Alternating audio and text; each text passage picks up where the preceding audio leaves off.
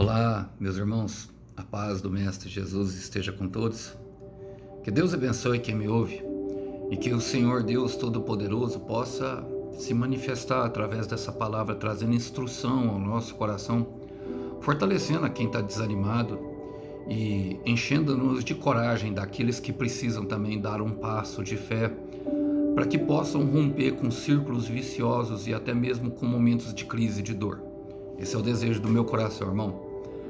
O texto hoje para nossa breve reflexão encontra-se no Evangelho de Jesus Cristo, segundo o autor pastor, teólogo e espiritual homem de Deus, João. Quero ler com vocês capítulo 1, a partir do verso 6, para aquilo que o Senhor quer falar. Deus enviou um homem chamado João, para falar a respeito da luz, a fim de que por meio de seu testemunho todos crescem. Ele não era a luz, mas veio para falar da luz. Aquele que é a verdadeira luz que ilumina a todos estava chegando ao mundo. Glória a Deus. Irmãos, esse texto ele é maravilhoso. Eu particularmente gosto muito, que fala justamente do ministério de João e o porquê ele veio. João Batista, embora a palavra fala que o anjo só mandou Zacarias chamar ele de João, ele era chamado de João Batista porque ele batizava. Batista significa batismo. E mediante a isso, ele tinha um caminho que eu creio que justamente representa a igreja do Senhor Jesus, o organismo vivo que ainda, depois da morte dele, por meio do poder do Espírito Santo, se espalha entre todos os segmentos e todas as esferas sociais e até mesmo, vamos falar, inacessíveis para alguns em todo o mundo. Em todo lugar tem um homem, uma mulher enviada por Deus com um propósito, irmão. E o propósito é relacionado sempre à salvação daqueles que estão perdidos. Pensando nisso, eu quero fazer as aplicações pertinentes a esse texto. A palavra diz: Deus enviou um homem, versículo 6. Deus enviou um homem chamado João. Primeiro, irmão, quem envia alguém não é um pastor, não é um pai, não é uma mãe, não é o presidente, não é o senador. Não. Missões espirituais de resgate de salvação é Deus quem envia. Deus enviou. E o envio fala de uma mensagem, nós enviamos um recado, nós enviamos algo que queremos que outras pessoas saibam por meio de um recado. Em 2 Coríntios 3, versículo 6, o Paulo fala que nós somos as cartas vivas de escrito, não escrita por mão humana, mas escrita pelo sangue do Cordeiro, pela tinta do sangue, gravada em nossos corações por meio do Espírito Santo. E isso já diz muito ao nosso coração, porque Deus envia simples homens, pecadores, como eu, como você que me ouve, homens simples, mulheres simples. Às vezes o milagre é um homem bom, de humilde coração. E nesse caso aqui era chamado João. Então eu quero te falar, meu irmão, Deus ainda envia profetas. Quero te falar, minha irmã, Deus ainda fala por meio dos seus profetas e fala muito. Olha, e tinha uma motivação esse aqui. Em Malaquias 4, 5 e 6 mostra o porquê. Fala, ó: eu enviarei a vocês o profeta Elias, antes da vinda do grande e terrível dia do julgamento do Senhor. A pregação deste profeta fará os pais e os filhos se unirem de coração novamente. E todos saberão que, não se arrependerem, eu virei e castigarei a terra com maldição. Eu gosto das expressões que Malaquias usa. Primeiro ele fala o profeta Elias, que era justamente o profeta que restaurou o altar de Israel, numa época de apostasia da fé, restaurando ali por meio de um ato milagroso, derrubando os 400 profetas de Baal, que o desafiaram na frente de Jezabel e Acabe, o rei da época, e aonde o povo todo gritou: somente o Senhor é Deus. E diante daqueles elementos ali, nós percebemos como é feita a restauração de altar. E o que João Batista fez foi justamente isso. Hoje o nosso altar, onde o Espírito Santo mora, é o nosso coração. E por isso que ele fala no versículo 6, a pregação, ou seja, a palavra desse profeta fará os pais e os filhos se unirem de todo o coração novamente. Agora, a união de coração, irmão, é em pensamento e em sentimentos. E existem muitos pais e filhos, muitos líderes e rebanho, muitos pastores e o seu rebanho desagregados ou até mesmo desconectos de uma visão celestial propriamente dita que leva à salvação, de um propósito. Por quê, irmão? Porque se desconectam da videira, porque se desconectam da palavra, daquilo por que foi criado. Apesar de nós todos termos um propósito único, temos um propósito também no coletivo que deve ser cumprido, que vai ser cumprido a partir de quando é respeitado aquele propósito individual de cada pessoa. Quando cada um segue o seu propósito, irmão, não há problema. Quando Satanás caiu do céu, quando ele quis sair do propósito dele, que era justamente de o líder de louvor do céu, podemos dizer assim, porque ele que entregava as mensagens, ele era o quarto e quis tomar o lugar de Deus. Toda vez que o homem tenta tomar o lugar de Deus, irmão, ele sai do propósito, querendo direcionar alguma pessoa, e a pregação desse profeta é justamente para isso, para restaurar os corações, restaurar o coração do pai contra o filho.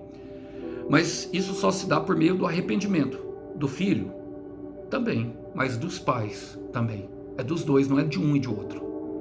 Olha, todos saberão que se não se arrependerem, eu virei e castigarei a terra com maldição. E bênçãos e maldições, nós vemos falar em Deuteronômio 28 sobre escolha. Se nós escolhermos o caminho do Senhor, bênção. Se nós não escolhermos o caminho do Senhor, não haverá bênção. Se nós escolhermos o caminho do Senhor, as bênçãos do Senhor nos seguirão todos os dias da nossa vida. Elas nos perseguirão, a palavra fala. Mas se não, as maldições nos acometerão. E nós vemos isso sendo executado por meio do Senhor Jesus Cristo, porque quem crê nele, que é a palavra encarnada, ou seja, a palavra do propósito, aquele que estabelece o propósito, já foi salvo, mas aquele que não crê já está condenado. Eu quero continuar. Fala assim, para falar a respeito da luz, enviou um homem chamado João para falar a respeito da luz, a fim de que, por meio de seu testemunho, todos crescem. Qual que era o testemunho de João, irmão? Ele era um milagre em seu nascimento. Não tinha como negar. Isabel e Zacarias já eram velhos quando receberam a visitação do anjo Gabriel. Zacarias ficou mudo por 9 meses, sendo sacerdote, depois de um encontro com o céu, em um momento em que ele exercia o ofício dele, que era de sacerdote, que é justamente levar as orações dos fiéis para Deus, para ver se responde. E ele estava tendo uma oração respondida, onde a sua esposa grávida ficou grávida e deu à luz aquele que veio para preparar o caminho. Então todas as palavras estavam sendo cumpridas através da vida daquele homem. Então a vida dele em si, o nascimento dele já em si já falava muito. E para quê? Qual que era a finalidade? Para que todos crescem. Mas ele não veio falar de si mesmo, ele veio falar de luz, irmão. E o que nós aprendemos aqui? Que é o testemunho do fiel, meu irmão. Que é o testemunho do fiel, que são as chaves que abrem corações. Eu quero repetir. É o testemunho do fiel que abrem chaves de corações. E é por isso que muitas vezes Deus insiste em nós, insiste em mim, em você, irmão. Eu sempre gosto de mencionar o meu testemunho e talvez alguns falem, não, mas eu já ouvi, Alisson, já sei que você é isso. Mas é o testemunho que eu tenho, irmão. É da onde ele me tirou. E eu vou te falar, me causa muita alegria, muita mesmo, sabe? O Senhor ter olhado para mim com misericórdia. Só eu sei a lama que eu vivi, só eu sei a dor e a aflição, irmão, só eu sei. Mas foi tudo bom, eu vejo que tudo foi bom, por quê? Porque tudo despertou dentro de mim, principalmente os momentos de dor. Quem eu sou hoje despertou os meus dons, me despertou para andar no chamado e me despertou justamente para me separar. E quando eu falo separação, até mesmo da minha família, porque senão essa luz jamais brilharia em mim. Essa luz aqui, para falar a respeito da luz, a fim de que por meio do seu testemunho, aonde a luz brilha, irmão? No testemunho do fiel. E elas servem para abrir chaves de corações. Eu vejo que a minha história impacta pessoas. Irmão, e eu por mim mesmo faria isso? Não, irmão. Eu sempre falo isso.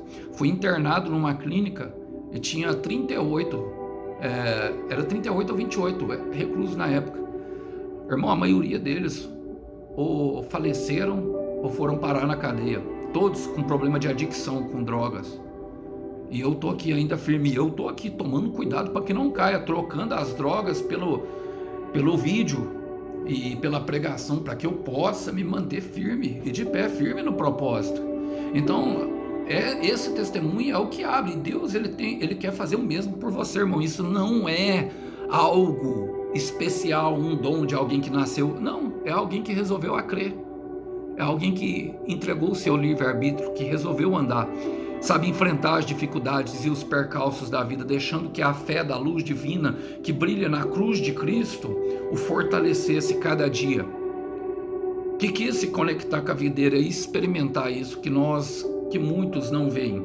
Olha, a palavra fala em Isaías 43, eu gosto desse versículo porque mostra justamente o propósito de João. Olha, eu quero ler com vocês, Isaías capítulo 43, e fala assim, ó: ouçam, estou escutando uma voz que clama, preparem um caminho para o Senhor através do deserto. Preparem um caminho reto e plano no deserto para o nosso Deus. Aonde é que esse caminho é preparado? Aonde que é que essas luzes brilham? Essa luz brilha, irmão? É no deserto. Tem muitos irmãos que estão passando por deserto e não entendem o motivo de tanto sufoco. Tem muitos irmãos que estão passando por quê? É um caminho para o Senhor. É um caminho para que Ele venha brilhar e raiar essa luz dentro do nosso coração. Para que de lá ela possa brilhar. Mas Deus escolhe homens, irmãos. Olha o que aconteceu. Paulo conta a história em Colossenses 1:6, eu gosto. A igreja de Colosso, o detalhe dela é que ela é uma igreja que estava sendo atacada por falsos mestres e que ela era neófita. O que vem a ser um neófito, irmão Alisson? Neófito é um novo na fé. É aquele que aceitou Jesus ou é aquele que começou verdadeiramente querer obedecer a Deus para viver o propósito dele na vida dele? Aquele que começou agora, irmão, ele pode ter aceitado Jesus 15 anos lá atrás, mas aí desviou, foi ovelha perdida, desgarrou porque não acreditou, as dificuldades, a angústia, fez ele parar. Se ele voltou, ele se encaixa nessa palavra aqui, a qual Paulo fala para a igreja de Colossos, Colossenses 1:6.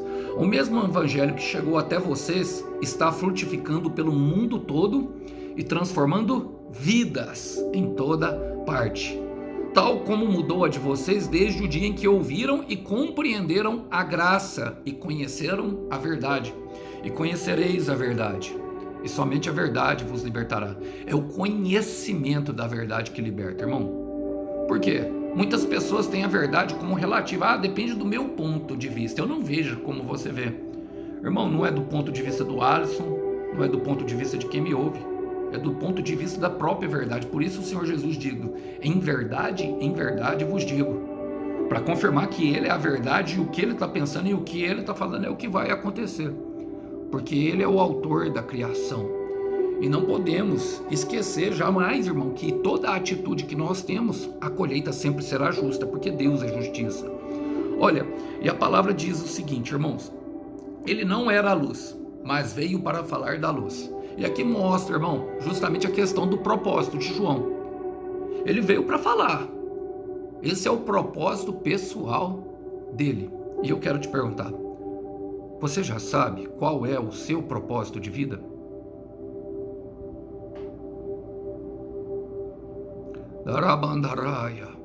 Deus está despertando.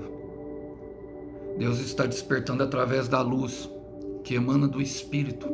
A luz de Deus que raiou há 2000 anos atrás, dividido o tempo em antes de Cristo e depois de Cristo. Uma luz que é verdadeira e fiel, que aponta o caminho. Luz para os nossos pés, lâmpada. Luz para os nossos passos, lâmpada para os nossos pés e para o nosso caminho. É a tua palavra. Todos têm um propósito, irmão. Tudo tem um porquê e tudo tem um motivo. Até a dor que você está enfrentando, irmão, está enfrentando, irmã, está despertando dentro de você e você não consegue enxergar, eu sei. Uma força que você pensou que nem tivesse. Você continua de pé. E por mais que você queira desistir, você não consegue, você já percebeu? E é por isso que dói tanto. Porque quando nos afastamos do propósito, dói. Em Atos 26:14, Jesus fala para Paulo, não adianta lutar contra a minha vontade.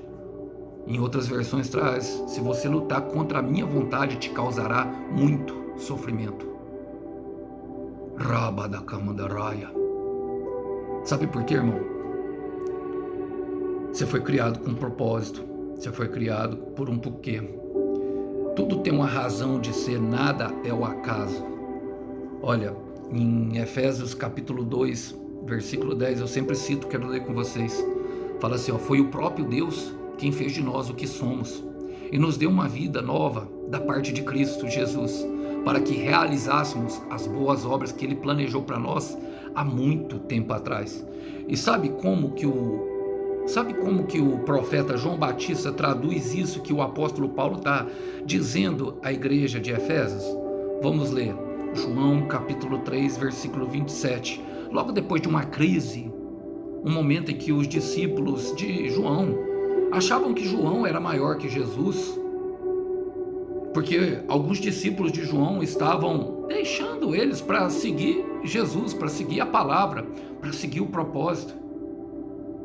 Dentre eles Pedro, João e Tiago e André, que eram discípulos anteriormente de João Batista, ficaram enciumados e falaram, mestre, tu não importa. E olha o que ele diz em João 3,27. João respondeu, o homem não pode receber nada se do céu não lhe for concedido. Eu quero repetir isso. Um homem não pode lhe receber nada se do céu não lhe for concedido. E nós percebemos o porquê, o motivo de tanta honra a João. Adorava o Filho, o único que é digno de louvor. Ele é o Rei, Ele é o Senhor, Ele é o Todo-Poderoso Deus. E eu não sei se vocês sentem, mas eu sei que Ele está aqui. Ele está despertando propósitos e dons. Ele vem com uma luz que nos guia. E as trevas não podem apagá-la. Vão tentar, mas não podem. Não podem, irmão. Todos têm um propósito e só há plenitude de vida dentro desse propósito. Só há felicidade verdadeira e satisfação plena dentro desse propósito. Só há uma vida que vale a pena viver dentro desse propósito. Só há a justiça de Deus dentro desse propósito. Só há, meu irmão, caminho para a eternidade dentro desse propósito, e está tudo ligado. A promessa que você carrega, o teu querer, aquilo que está descrito em Filipenses 2, versículo 13, que fala que Deus opera em nós o querer como realizar tal propósito. É no propósito que se estabelece, meu irmão, tudo aquilo que você tem potencial e capacidade para chegar. Nós não temos a mínima noção do que nós podemos ser em Deus, irmão, se nós não trilharmos esse caminho, sairmos da nossa zona de conforto, como foi o caso de João, irmão. Ficava lá comendo mel e gafanhoto no deserto, falando para as autoridades, raça de víbora, sabe, para aqueles que se consideravam santos, raça de víbora, crente ruim, arrependam-se. Por quê? Porque não exerciam o seu propósito, queriam exercer domínio. Então não há, meu irmão, não tem como fugir. Olha, não tem como fugir. Ninguém escapa da mão do Criador. Agindo Deus, antes que houvesse o dia eu sou, e não há quem possa escapar da minha mão. Agindo Deus, quem impedirá? Isaías 43, versículo 13. Olha, eu quero terminar porque ele fala, aquele que é verdadeira luz, que ilumina a todos, estava chegando ao mundo. E mais uma vez, uma mensagem de despertamento, que fala que ele vem. Ele vem.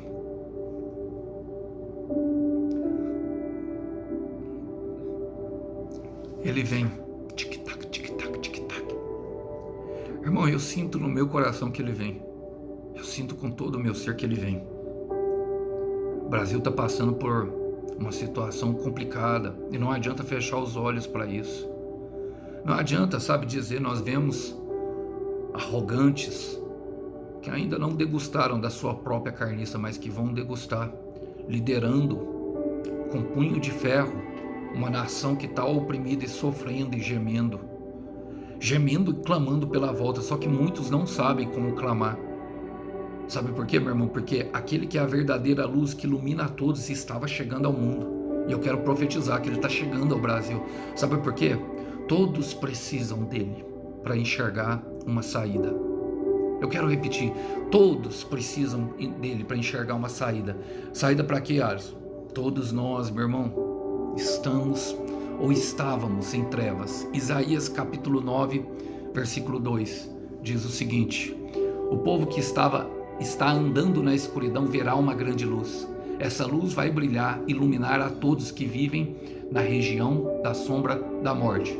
E quem quer que vive na região da sombra da morte, irmão? Todos pecaram e estão destituídos da glória de Deus. E Romanos 6,23 fala que o salário do pecado é a morte. Só porque ela não chegou pela misericórdia de Deus, não quer dizer que nós não estejamos trilhando esse caminho. E esse é o texto de Isaías que ele fala do principado do Senhor Jesus. No versículo 6 ele fala: pois nasceu um menino, um filho nos foi dado. Ele recebe todo o poder, o governo de toda a terra. E ele será chamado de maravilhoso, porque muitas vezes precisaremos de maravilhas e milagres, intervenções pontuais de Deus em nossa vida que nos dão esperança e fé para continuar. Será chamado de conselheiros, quantas vezes precisaremos de instrução e estaremos justamente em momentos de escuridão, a qual uma palavra de Deus abre o caminho para nós e nos mostra uma saída. Deus poderoso, muitas vezes ele vai precisar exercer força e nos fortalecer para que nós venhamos a caminhar quando nós estamos justamente em momentos de crise, em que essas crises têm um poder enorme de roubar a nossa força. E também ele será chamado Pai Eterno, que fala do tempo, porque ele é o dono do tempo. E toda promessa passa pelo teste do tempo. Sem a força que vem dele, do Deus poderoso, nós não conseguimos entender o tempo e aprender a contar com sabedoria para que venhamos a ter força e caminhar além de na direção certa, no tempo certo. Não adianta correr e também não adianta andar devagar demais. Ele é o Pai eterno, ele é o único que é nos capaz de levar e produzir a eternidade em nós, e será chamado Príncipe da Paz. Porque sem paz, irmão, não tem como caminhar. Paulo diz que as sandálias da preparação do evangelho são de paz. E eu quero declarar paz para a tua caminhada, meu irmão. Eu quero declarar paz para a tua caminhada, minha irmã. E eu sei que essa pregação vai de encontro a muitos que estão, sabe, com muita dificuldade de se entregar totalmente para o Senhor. E a palavra para você, para terminar, é exatamente essa. Isaías 26, versículo 3. Ele conservará em perfeita paz, cujo aqueles, o propósito está firme e que confiam nele. Que Deus abençoe os irmãos, que vocês possam ficar com essa breve palavra. A paz do Mestre esteja com todos. Até uma próxima. Tchau, tchau.